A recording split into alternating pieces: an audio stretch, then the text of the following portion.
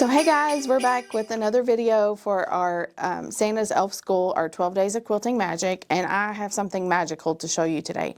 So these are Scrappy Triangle Papers, and they are from Layla Gardunia, and this is a pad of papers that there's just about every one of them are different in its own way. I'm going to show you a couple.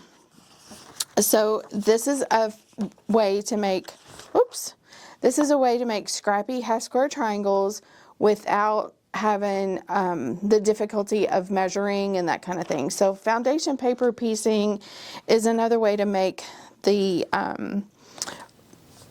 it's another way to make some of the quilt blocks that we find to be a little bit more difficult. Here's one of the half square triangles, and there's another one.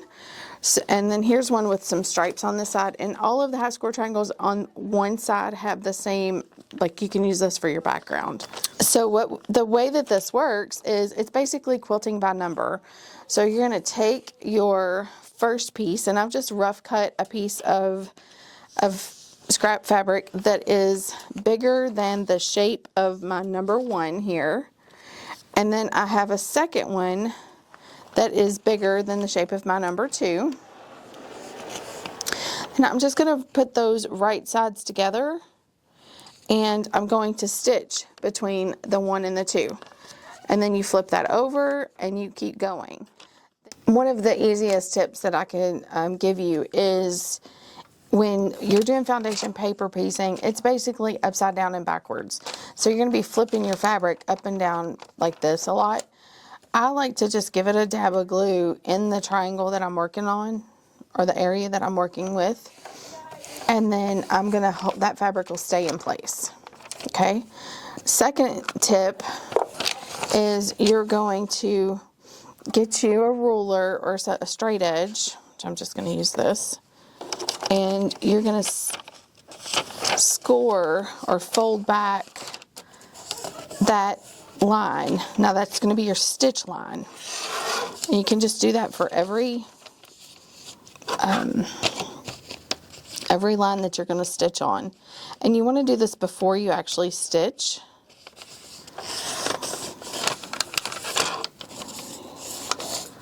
All right, so, and that gives you, from the back side, it gives you an idea of where your fabric placement is going to be.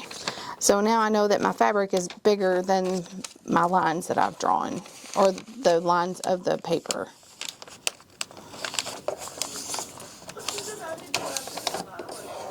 Okay. All right, so now I'm going to take, I've got my number 1 piece lined up. Now I'm going to take my number 2, and I'm going to lay it across there and make sure that it's going to match, cover up all my lines. And then you can pin your fabric in place. And you want to pin it over here out of the way where you know you're not going to be stitching. Now I'm going to flip it over, and I'm going to stitch between the 1 and the 2. And I'm using a foot that has the V on there so I can see that line. And I'm going to start right on the solid line. So now I'm going to start on that line, and I'm going to sew all the way to the end.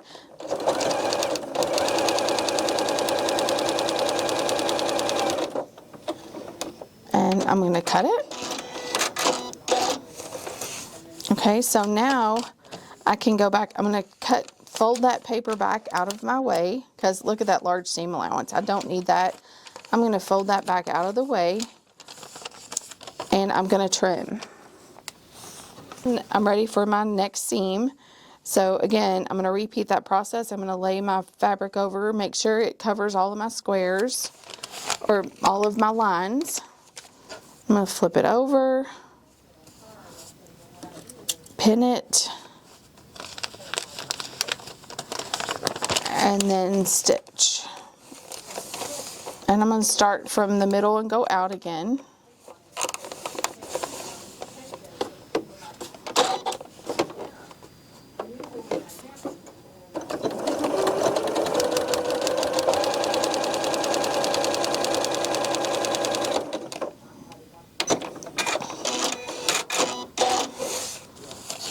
So now again, I'm going to get rid of this excess.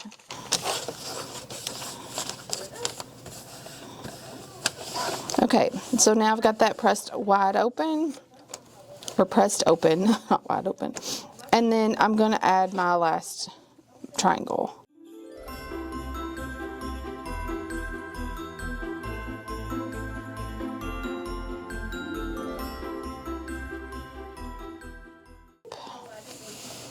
And there's the block. Now the last thing I need to do is just go ahead and trim around all those edges. But once you get everything completed, you're just going to flip your paper over and trim on the dotted line.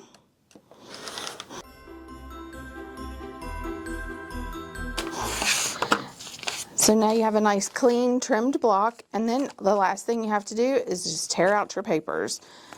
So a lot of people will pull their papers out and like sit and do this while they're watching TV, or if they're on a long road trip. It does get kind of messy though, so you need to keep a trash bag close by.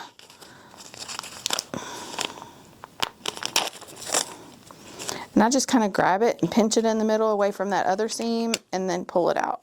And then there you go. You have a nice, perfect half square triangle. So if you like this process, we have several other options available. We have the log cabin, where that's what these little pieces are. So you can do lights and darks, or make it scrappy.